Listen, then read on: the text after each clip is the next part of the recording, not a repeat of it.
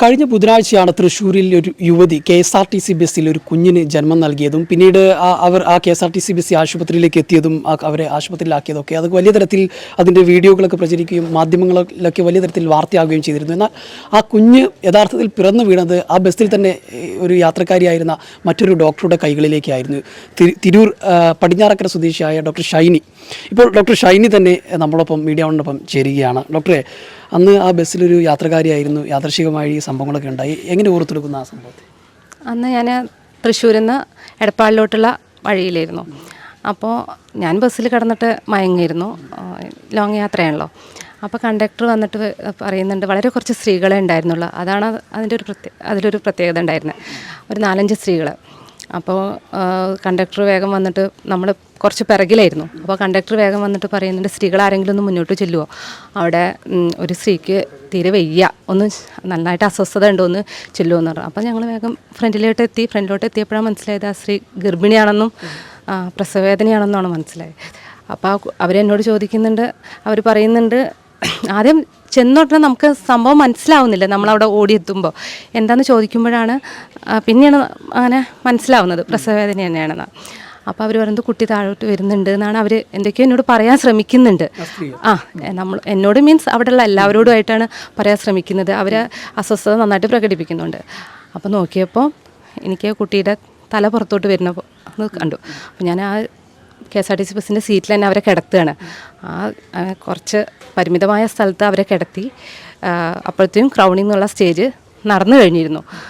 അപ്പോൾ ഞാൻ പിന്നെ ബാക്കി എങ്ങനെ അവരെ അപ്പോഴേക്കും നമ്മുടെ KSRTC ബസ് അവിടെ അതുവരെ വെയ്യാന്ന് കണ്ടപ്പോൾ അവരവിടെ നിർത്തിയിട്ട ബസ്സായിരുന്നു.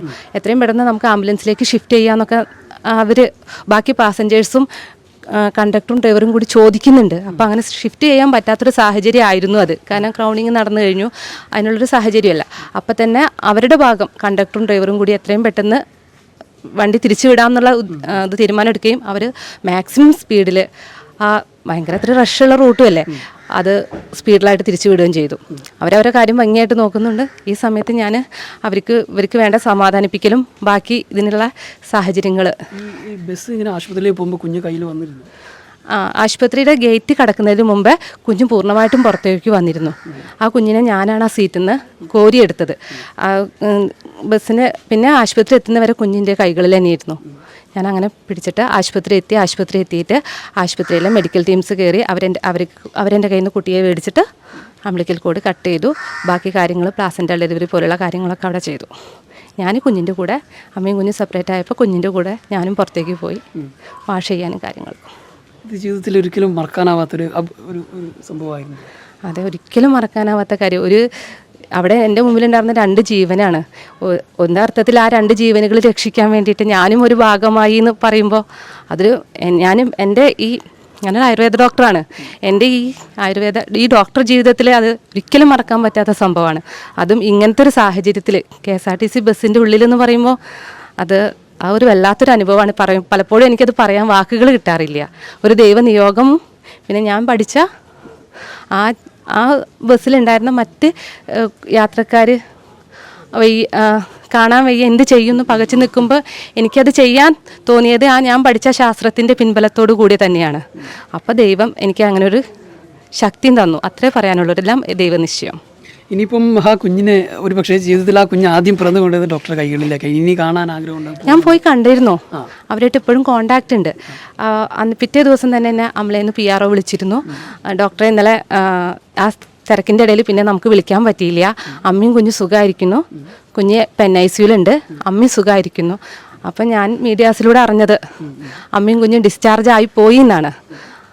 അപ്പം ഞാൻ ചോദിച്ചു, അവിടെ അമ്മയും കുഞ്ഞും ഇപ്പോഴും അവിടെ ഉണ്ടോയെന്ന് ചോദിച്ചപ്പോൾ അവർ അവിടെ ഉണ്ടല്ലോ, എനിക്കൊന്ന് വന്ന് കാണാൻ പറ്റുമോ ചോദിച്ചു.